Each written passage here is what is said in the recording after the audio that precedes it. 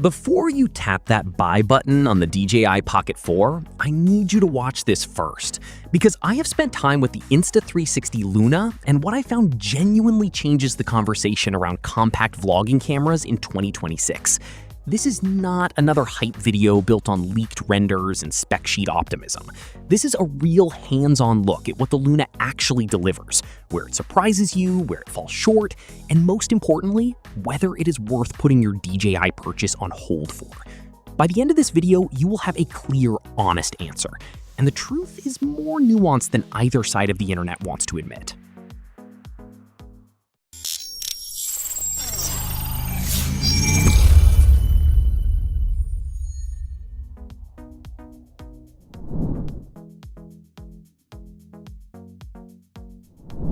Let me give you the quick context before we get into the experience. The Luna is not trying to be a polished version of the Pocket 4. It is trying to make the Pocket 4's design philosophy feel limiting. You get a 1-inch sensor, an f1.8 aperture, 10-bit recording with Insta360's new iLog profile, up to 14 stops of dynamic range, and a dual lens system where a dedicated telephoto sits alongside the main wide camera, giving you around 3 times true optical zoom. On the Luna Ultra, that zoom range pushes even further. The Leica collaboration handles color tuning across both lenses, so the footage stays consistent as you move through the zoom range. On paper, this is a more ambitious spec sheet than anything the Pocket line has shipped. The question is always whether the experience matches what the numbers promise, and that is exactly what I went to find out. Here is where things get really interesting, because in the areas where the Luna was designed to stand out, it actually delivers. The optical zoom is the headline, and it earns its place. Switching between the wide and telephoto cameras in real shooting conditions produces footage that holds up cleanly. And the Leica color tuning does meaningful work keeping both lenses consistent without obvious correction in post. The 1-inch sensor in low light performs noticeably better than you would expect from a camera this compact, and the 4K slow motion at 240 frames per second gives you creative flexibility that most pocket cameras simply cannot touch. The modular design is the other standout. Being able to detach the gimbal head from the handle and mount it remotely while using the grip as a controller opens up angles that a fixed body camera physically cannot reach.